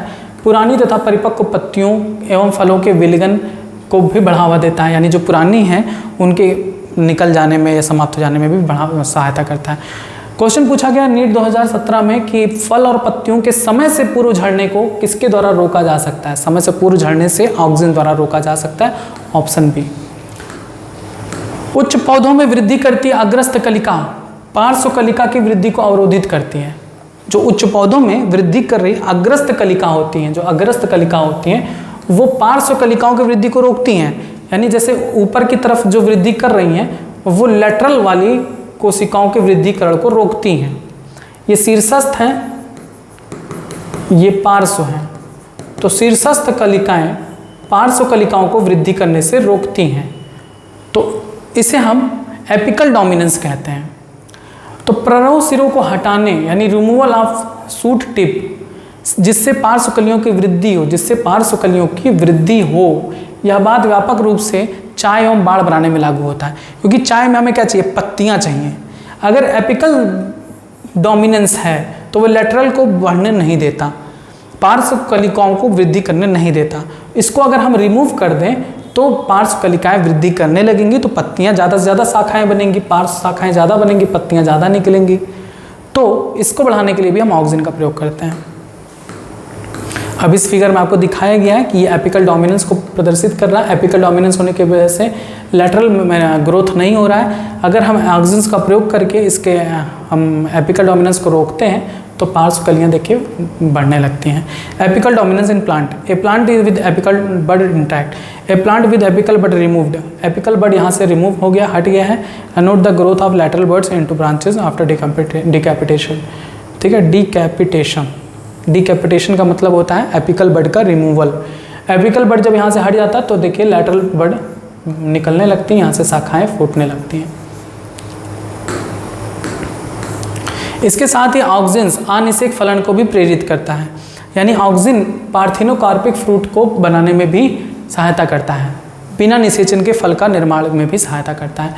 और इन्हें व्यापक रूप से शाकनाशी के रूप में भी प्रयोग किया जा सकता है, जैसे T2,4-D मोस्ट इंपॉर्टेंट 2,4-D एक खरपतवार नाशी के रूप में प्रयोग किया जाता है। खरपतवार को नाश कर देता है लेकिन एक बीजपत्री परिपक्व पौधों को प्रभावित नहीं करता। इसका उपयोग मालियों के द्वारा लान को तैयार करने में किया जाता है। इसके साथ ही ऑक्सिन जाइलम विभेदन को नियंत्रित करने तथा कोशिका विभाजन में भी मदद करता है। देखिए क्वेश्चन पूछा गया है 2021 में कि एक खेत में घास पात को समाप्त करने के लिए कौन सा पादप हार्मोन सहायता करता है। तो घास पात यानी वही खरपतवार को नष्ट करने के लिए हम 2,4-D का प्रयोग करते हैं। नेक्स्ट है जिब्रेलिन्स। अब ऑक्सिन जिब्रेलिन साइटोकाइनिन प्रमोटर्स ही हैं, यानी वृद्धि की बात होगी। तो जिब्रेलिन्स एक अन्य प्रकार का प्रोत्साहक है, यानी प्रमोटर है। 100 से अधिक जिब्रेलिन्स की सूचना विभिन्न जीवों में अभी तक हो चुकी है, जैसे कि कवकों और उच्च पौधों में। इन्हें हम GA1, GA2, GA3 के नाम से भी जानते हैं। हालांकि जिब्रेलिक एसिड यानी GA3 जिसे हम कहते हैं, जिब्रेलिक एसिड जिसे हम GA3 कहते हैं, वह जिब्रेलिन्स है जिसकी सबसे पहले खोज की गई थी। यानी अगर आपसे कोई पूछे कि जिब्रेलिन्स की सबसे पहले खोज कौन सी हुई थी, GA1, GA2 या G3, तो क्या बताएंगे, GA3। अभी भी सबसे अधिक सघनता से अध्ययन इसी पर किया जा रहा है। सभी जिब्रेलिक एसिड अम्लीय होते हैं, अंडरलाइन करिए। अब देखो जिब्रेलिक अम्ल है तो अम्लीय ही होंगे, तो क्षारीय तो होंगे नहीं। ये पौधों में एक व्यापक दायरे के कार्य की अनुक्रिया देते हैं। अक्ष की लंबाई को बढ़ाने में सक्षम होते हैं। अंगूर के डंठल की लंबाई बढ़ाने में सक्षम होता है। जब लंबाई की बात आए ना तो जिब्रेलिन लगा देना, किसी की भी लंबाई के बारे में। अंगूर की लंबाई यानी कि गन्ने की भी लंबाई को बढ़ाते हैं, क्वेश्चन पूछा भी गया है। देखो अंगूर के डंठल की लंबाई को बढ़ाने में भी सहायता करते हैं। सेब फलों को लंबा बनाने में, जिससे वे सेब उचित रूप ले सकें, जैसे सेब गोल ना हो, सेब क्या हो, इस तरह से लंबा हो, तो उसका सेब बनाने में। जरावस्था को भी रोकते ताकि फल पेड़ पर अधिक समय तक लगे रह सके, बाजार में बिक सकें। GA3 को शराब उद्योग में माल्टिंग की गति को बढ़ाने के लिए भी प्रयोग किया जाता है। गन्ने के तने में, देखो गन्ने के तने में कार्बोहाइड्रेट चीनी या शर्करा के रूप में एकत्र रहता है। गन्ने की खेती में जिब्रेलिन्स का क्या यूज है, तो गन्ने की तने की लंबाई को बढ़ाने में। इससे 20 टन प्रति एकड़ ज़्यादा उपज होती है। यही क्वेश्चन देखिए नीट 2020 में पूछा गया था कि गन्ने की फसल पर छिड़काव किया जाता है जिससे तने की लंबाई बढ़ोतरी हो। कौन से, जिब्रेलिन्स का। ढूंढ डालो ऑप्शन बी। नेक्स्ट, अब देखो कह रहे हैं कि जिब्रेलिक एसिड छिड़कने पर किशोर शंकु वृक्ष में परिपक्वता तीव्र गति से होती है। यानी जो जुवेनाइल कोनिफर्स हैं, शंकुधारी वृक्ष जो होते हैं, उनमें परिपक्वता तीव्र गति से होती है, अतः बीज जल्दी ही तैयार हो जाते हैं। जिब्रेलिन्स का और क्या यूज़ है, जिब्रेलिन्स चुकंदर, पत्ता गोभी, अन्य रोजेटी स्वभाव वाले पौधों में बोल्टिंग को बढ़ावा देते हैं। बोल्टिंग क्या होता है, पुष्पन से पहले अंतर पर्व का दीर्घीकरण होता है, जिसे हम बोल्टिंग कहते हैं। तो दोनों बात याद रखिएगा कि बोल्टिंग होता क्या है। तो बोल्टिंग होता है internode elongation just prior to flowering, यानी पुष्पन से पहले अंतर पर्व का दीर्घीकरण कहलाता है बोल्टिंग। इस तरह से भी क्वेश्चन पूछा जा सकता है कि बोल्टिंग क्या है। दूसरा, बोल्टिंग को बढ़ावा कौन देता है, जिब्रेलिन्स। अब आता है साइटोकाइनिन्स। आपने कोशिका विभाजन में कैरियोकाइनेसिस पढ़ा है और साइटोकाइनेसिस पढ़ा है। तो कैरियोकाइनेसिस का मतलब होता है केंद्रक का विभाजन, साइटोकाइनेसिस का मतलब होता है कोशिका द्रव्य का विभाजन। तो साइटोकाइनेसिस से ही बना है साइटोकाइनिन्स, जिसके कारण कोशिका विभाजन बढ़ता है। देखो साइटोकाइनिन्स अपना विशेष प्रभाव साइटोकाइनेसिस यानी कोशिका द्रव्य विभाजन में डालता है, यानी इससे भी वृद्धि ही होगी, कोशिका विभाजन होगी तो वृद्धि भी होगी। और इसे काइनेटिन के रूप में ऑटोक्लेव हेरिंग स्पर्म डीएनए से निकाला गया था, खोजा गया था। अब ये क्या है ऑटोक्लेव हेरिंग स्पर्म डीएनए? देखो हेरिंग एक फिश है, हेरिंग एक फिश है जिसके स्पर्म से डीएनए निकाला गया था हाई प्रेशर की मदद से। तो उसे हम पूरे और इस दौरान जो काइनेटिन निकाला गया था, इस पूरे प्रोसेस को कहा जाता है ऑटोक्लेव हेरिंग स्पर्म डीएनए। आपसे क्वेश्चन पूछा जा सकता है काइनेटिन किससे निकाला गया था, किससे खोजा गया था? तो काइनेटिन खोजा गया था ऑटोक्लेव हेरिंग स्पर्म डीएनए तक से। ठीक है, काइनेटिन पौधों में प्राकृतिक रूप से नहीं पाया जाता। तो साइटोकाइनिन्स किस रूप में होता है? तो साइटोकाइनिन्स कुछ पौधों में जियाटिन के रूप में होता है। देखो साइटोकाइनिन कुछ पौधों में जियाटिन के रूप में होता है, जैसे नारियल के दूध में, अष्ठी यानी कॉर्न कैरनल्स में। अलग अलग खोजा गया। जियाटिन की खोज के बाद अनेक प्राकृतिक रूप से प्राप्त साइटोकाइनिन्स तथा कुछ कृत्रिम पदार्थ कोशिका विभाजन प्रोत्साहक के रूप में पहचाने गए, यानी जिनके माध्यम से कोशिका विभाजन में प्रोत्साहन होता है। प्राकृतिक साइटोकाइनिन्स यानी जो नेचुरल साइटोकाइनेसिस है, काइनिन्स हैं, उन क्षेत्रों में संश्लेषित होता है। देखो कहाँ पर ये संश्लेषित होगा? साइटोकाइनिन्स क्या कर रहे हैं? कोशिका विभाजन को बढ़ाएंगे ना, तो जो कहाँ पर ये उत्पन्न होगा? जहाँ पर कोशिका विभाजन ज़्यादा होता है, तो प्ररोह वाले क्षेत्रों पे, एपिकल मेरिस्टम वाले क्षेत्रों पे, जहाँ पर विभाजन ज़्यादा होता है, जहाँ पर तीव्र कोशिका विभाजन संपन्न होता है वहीं पाया जाएगा। जैसे रूट एपिसेज में, विकासशील प्ररोह यानी डेवलपिंग शूट बर्ड्स में, यंग फ्रूट्स में, इनमें पाई जाती है। या नई पत्तियों में हरित लवक पार्श्व प्ररोह वृद्धि अपस्थानिक प्ररोह निर्माण में मदद करता है। साइटोकाइनिन शिखाग्र प्रधानता यानी एपिकल डोमिनेंस से भी छुटकारा दिलाता है, इस बात को भी अंडरलाइन कर लीजिए। वे पोषकों के संचारण में भी बढ़ावा देता है, जिससे पत्तियों की जरावस्था को देरी करने में भी मदद मिलती है। अब आता है एथिलीन। एथिलीन जो कि एक गैसियस पीजीआर है, यहाँ पर ये क्वेश्चन तो डायरेक्टली पूछा गया है नीट में कि गैसीय पीजीआर है, जरावस्था को प्राप्त हेतु ऊतकों तथा पकते हुए फलों में भारी मात्रा में संश्लेषित की जाती है। एथिलीन एक गैसियस पीजीआर है जो जरावस्था को बढ़ाता है, फलों को पकने में बढ़ावा देता है, पत्तियों के विलगन में बढ़ावा देता है, यानी ये बूढ़े होने को बढ़ावा देता है, पौधे को बूढ़े होने में बढ़ावा देता है, सीधी बात करें तो ये ऊतकों में, उन ऊतकों में जो जरावस्था को प्राप्त करने वाली होती हैं यानी नष्ट होने वाली होती हैं, पकते हुए फलों में भारी मात्रा में संश्लेषित की जाती है। एथिलीन पौधों की क्षैतिज वृद्धि, बीज से उत्पन्न हुआ पौधा, अक्षों में फुलाव एवं द्विबीजी निवेदभिदों में अंकुश संरचना निर्माण यानी एपिकल हुक फॉर्मेशन इन डाइकोट सीडलिंग को प्रभावित करता है। एथिलीन जरावस्था एवं विलगन को मुख्यतः पत्तियों एवं फलों में बढ़ोतरी करता है, यानी पत्तियों के सेनेसेंस में, झड़ने में, एब्सिशन अलग होने में ये मदद करता है। फलों को पकाने में बहुत प्रभावी है। मोस्ट इंपॉर्टेंट पॉइंट पूछा गया है, फ्रूट रिपनिंग में कौन सा हार्मोन यूज होता है? एथिलीन। फलों को पकने के दौरान यह श्वसन की गति में वृद्धि करता है, यानी ये किस प्रकार से फलों को पकाता है? तो फलों के पकने के दौरान यह श्वसन की वृद्धि करता है। श्वसन वृद्धि में गति, इस बढ़त को क्लाइमेटिक श्वसन भी कहते हैं, यानी एथिलीन के कारण फलों के पकने में श्वसन की वृद्धि को क्या कहते हैं? रेस्पायरेटरी क्लाइमेटिक कहते हैं। नेक्स्ट, एथिलीन बीज तथा कलिका प्रसुप्ति को तोड़ती है। बीज यानी बीज की जो प्रसुप्ति है यानी उसके अंकुरण को जो रोकने वाली कारक होती है उसको तोड़ती है, यानी वो अब बीज अंकुरण करे, यानी बीज प्रसुप्तता को नष्ट करती है। ठीक है, एथिलीन ब्रेक सीड एंड बड डोर्मेंसी। मूंगफली के बीज में अंकुरण को शुरू करती है, आलू के कंदों को अंकुरित करती है, यानी जैसे जो चना है ना आपके पास, चने को पानी में डालो, उसमें एथिलीन गैसियस एथिलीन यूज कर लो तो देखोगे तो कुछ वो थोड़ा जल्दी ही अंकुरण करना शुरू कर देगा। अंकुरण को बढ़ाती है, प्रसुप्ति को तोड़ती है। एथिलीन गहरे पानी के धान के पौधों में पर्णवृद्धि को तीव्र दीर्घीकरण के लिए प्रोत्साहित करता है, या पत्तियों तथा प्ररोह के ऊपरी भाग को पानी से ऊपर रखने में मदद करता है। इसके साथ ही एथिलीन मूल वृद्धि तथा मूल रोमों को प्रोत्साहित करता है तथा पौधे को अधिक अवशोषण क्षेत्र प्रदान करने में मदद करती है। एथिलीन अनानास को फूलने तथा फल समकालिता में सहायता करता है। इसके साथ ही आम को पुष्पन होने में प्रेरित करता है। एथिलीन अनेक कार्य की प्रक्रियाओं में नियमित करता है, अतः यह कृषि में सर्वाधिक इस्तेमाल किया जाने वाला पीजीआर है। पूछा जा सकता है कि कृषि में सर्वाधिक रूप से प्रयोग करने वाला गैसियस पीजीआर कौन सा है? एथिलीन।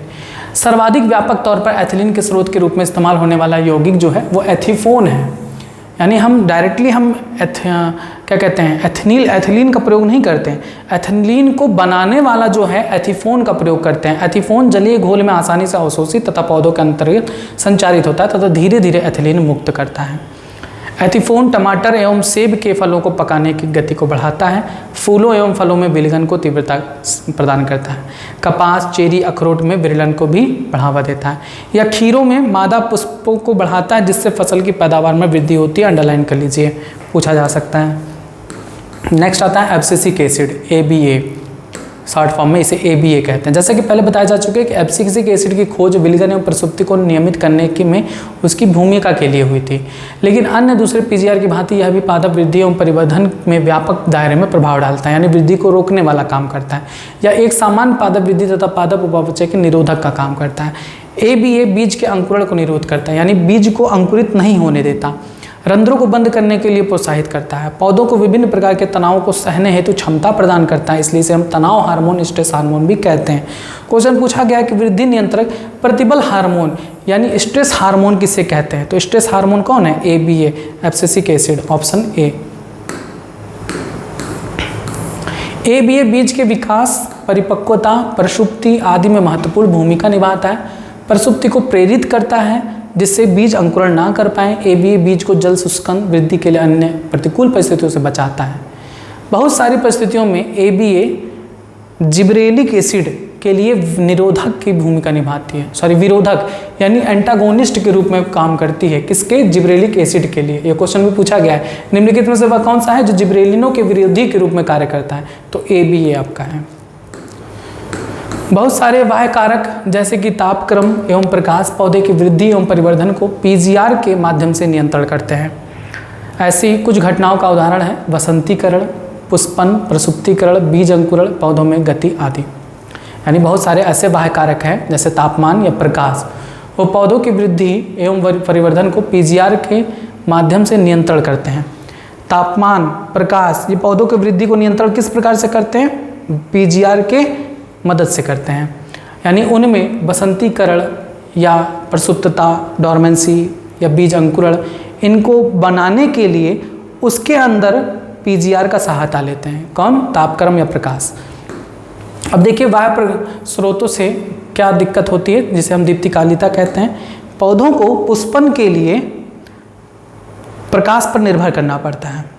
अब वो प्रकाश की अवधि कितनी चाहिए, कितनी नहीं चाहिए, उस पर डिपेंड करता है पौधे पर। कुछ पौधे ऐसे होते हैं जिनको एक निर्णायक दीप्तिकाल से भी ज़्यादा का समय के लिए प्रकाश चाहिए, तब उसे कहते हैं लॉन्ग डे प्लांट, दीर्घ अल्पकाली पौधा। कुछ पौधे ऐसे होते हैं जिसे निर्णायक दीप्तिकाल से कम प्रकाश चाहिए, उन्हें हम शॉर्ट डे प्लांट कहते हैं। कुछ ऐसे भी प्लांट हैं जिन पर प्रकाश का कोई प्रभाव नहीं पड़ता पुष्पन के लिए, तो उन्हें हम डे न्यूट्रल प्लांट कहते हैं। देखा गया है कि कुछ पौधों में पुष्पन को प्रेरित करने में, वो पुष्पन की बात की जा रही है, कुछ पौधे ऐसे होते हैं तभी पुष्प उत्पन्न करते हैं जब उन्हें लंबा समय के लिए प्रकाश चाहिए होता है, तब उन्हें लॉन्ग डे प्लांट कहेंगे। कुछ ऐसे पौधे होते हैं जिनको पुष्पन यानी पुष्प उत्पन्न करने के लिए कम प्रकाश की आवश्यकता होती है, तो उन्हें शॉर्ट डे प्लांट कहते हैं। कुछ ऐसे पौधे थे जिन्हें पुष्प उत्पन्न करने के लिए प्रकाश क्या निर्भरता ही नहीं होती, प्रकाश हो चाहे ना हो वो पुष्प उत्पन्न करते, तो उन्हें डे न्यूट्रल प्लांट कहते हैं। तो पुष्पन को प्रेरित करने के लिए प्रकाश की नियतकालिता की आवश्यकता होती है। ऐसे पौधे प्रकाश की नियतकालिता की अवधि को माप सकते हैं।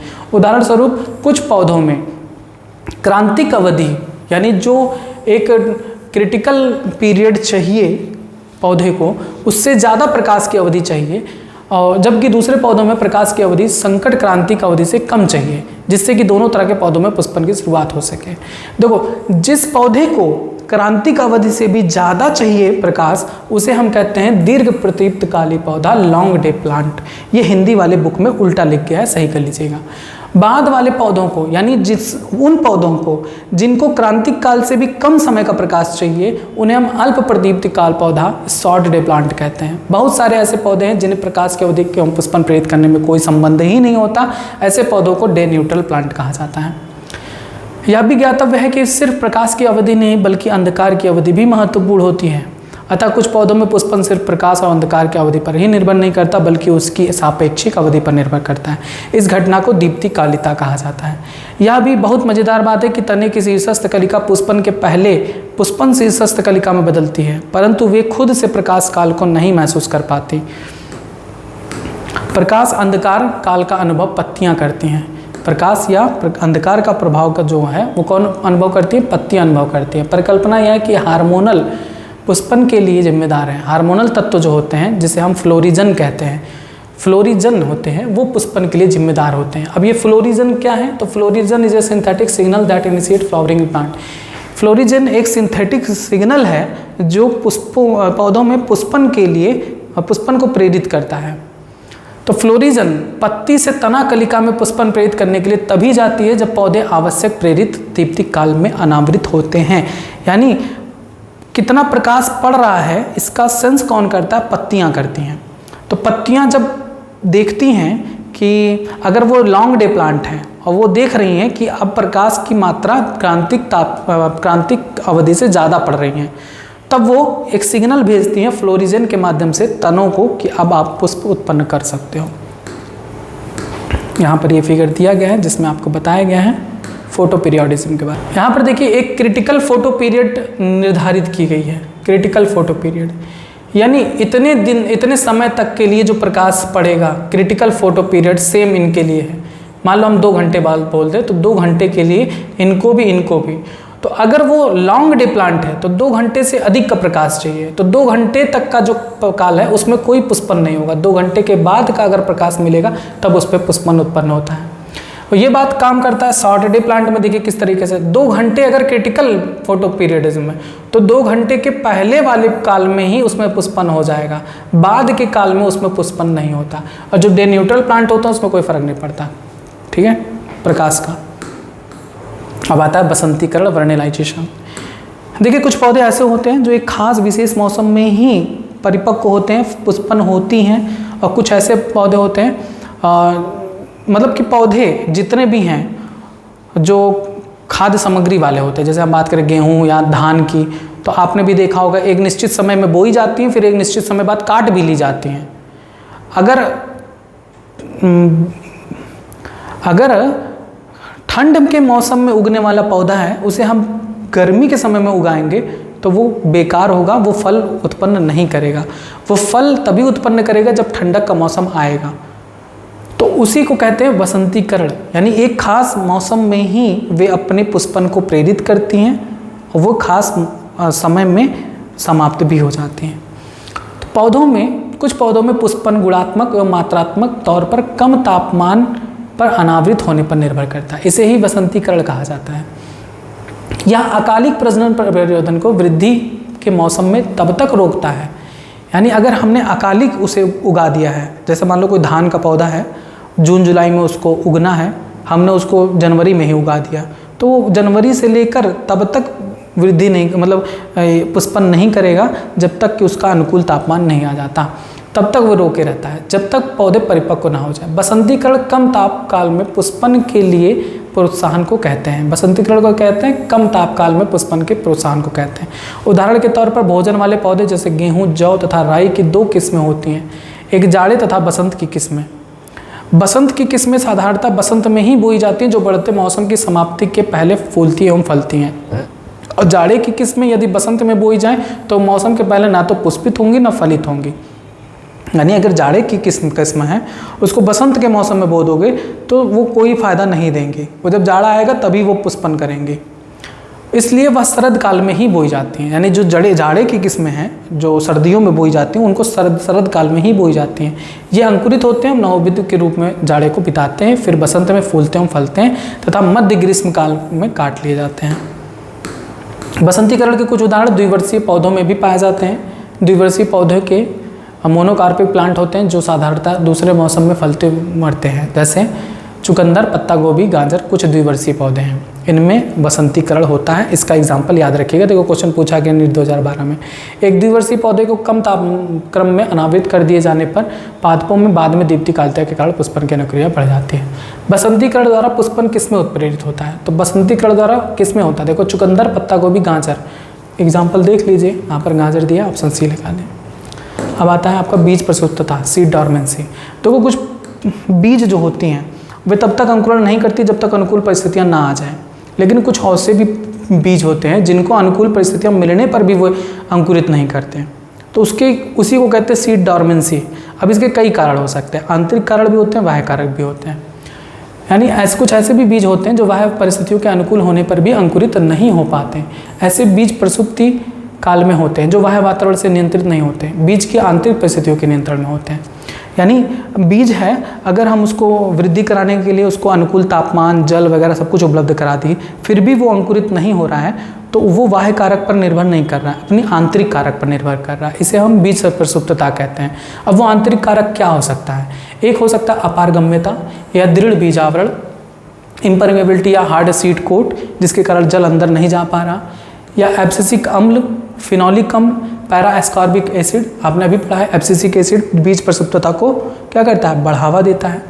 उसकी वजह से भी बीज प्रसुप्ति अवस्था में होता, अंकुरण नहीं कर पाता। हो सकता है उसमें फिनोलिक एसिड हो या पैरा एस्कॉर्बिक एसिड जैसे रासायनिक निरोधकों की उपस्थिति, या उसमें अपरिपक्व भ्रूण हो, इमेच्योर एम्ब्रियो हो, जिस कुछ कारण होते हैं जो बीज प्रसुप्तता को बढ़ाते हैं। आपसे क्वेश्चन पूछा जा सकता है कि बीज प्रसुप्तता के क्या कारण होते हैं। अगर बीज को हम अनुकूल वातावरण में देते हैं तो वो अंकुरित होती हैं। अनुकूल वातावरण देने पर भी अगर वो अंकुरण नहीं कर रही है, यानी उसके अंदर आंतरिक कारण है जिसकी वजह से वो अंकुरण नहीं कर पा रही। तो आंतरिक कारण में क्या हो सकता है? एक तो हो सकता है उसका हार्ड सीड कोट, बाहर का जो बीज आवरण हो वो काफ़ी कठोर हो, या उसमें अपारगम्यता हो, जल वगैरह या पोषक पदार्थ अंदर नहीं जा पा रहे हैं, या उसमें एब्सिसिक अम्ल हो, या उसमें पैरा एस्कॉर्बिक एसिड या फिनोलिक एसिड हो, या उसका जो एम्ब्रियो है वो इमेच्योर हो। ठीक है, ये सब रीजंस नोट कर लीजिए। तो प्राकृतिक तरीकों एवं अनेक कृत्रिम उपायों से इसे हटाया जा सकता है। अब हम किसी भी बीज का अंकुरण को कैसे हटा सकते हैं? तो हम क्या कर सकते हैं? चाकू से उसके बीजावरण को हटा दें, तब भी हो सकता है मुमकिन। यहाँ आपने देखा है कि जो कमल का पौधा होता है उसको घरों में उगाने के लिए बताते हैं कि उसके बीज को सैंड पेपर से घिस देना चाहिए, क्योंकि उसका सीड कोड हार्ड होता है। तो जब आप सैंड पेपर से घिस दोगे तब वो अंकुरण के लिए प्रचुर हो जाता है। तो प्राकृतिक तरीकों या कृत्रिम तरीकों से हम इस बीज प्रसुप्तता को हटा सकते हैं। जैसे चाकू से हम बीज आवरण के अवरोध को हटाकर कर सकते हैं, सैंड पेपर से हम यांत्रिक घर्षण के द्वारा उसको बीज आवरण को कम कर सकते हैं।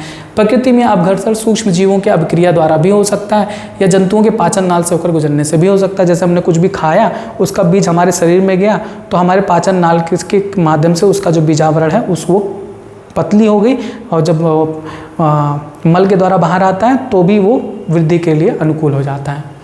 निरोधकों के प्रभाव को द्रुतशीलित परिस्थितियों अथवा जिब्रेलिक अम्ल एवं नाइट्रेट्स के उपयोग द्वारा हटाया जा सकता है। पर्यावरणीय परिस्थितियाँ जैसे कि प्रकाश तथा तापक्रम ऐसे कुछ उपाय हैं जिन्हें बीजों के प्रसुप्त हटाने के लिए उपयोग किया जा सकता है। नीट 2020 में क्वेश्चन पूछा गया कि निम्नलिखित में से कौन एक बीज प्रसुप्ति नियंत्रित कारक के निरोधक पदार्थ नहीं है? यानी बीज प्रसुप्ति नियंत्रित के निरोधक पदार्थ नहीं है तो जिब्रेलिक एसिड ही होगा, क्योंकि बाकी तो सारे abscisic acid, para ascorbic acid, phenolic acid ये सब तो बीज प्रसुप्तता को बढ़ाते हैं। जिब्रेलिक अम्ल का प्रभाव देखो, जिब्रेलिक अम्ल का प्रयोग करके हम इस बीज की प्रसुप्तता को तोड़ सकते हैं। ऑप्शन ए सही जाएगा। बस यह अध्याय भी आपका पूरी तरीके से समाप्त होता है, और उसके बाद अब हम आपका शुरू करेंगे क्लास 12 के जो इंपॉर्टेंट चैप्टर्स हैं, और उम्मीद करता हूं कि बायोटेक्नोलॉजी से शुरू करूंगा और उसके बाद आपका जेनेटिक्स भी खत्म करूंगा। तब तक आप जुड़े हैं यूट्यूब चैनल बायोलॉजी के साथ। धन्यवाद।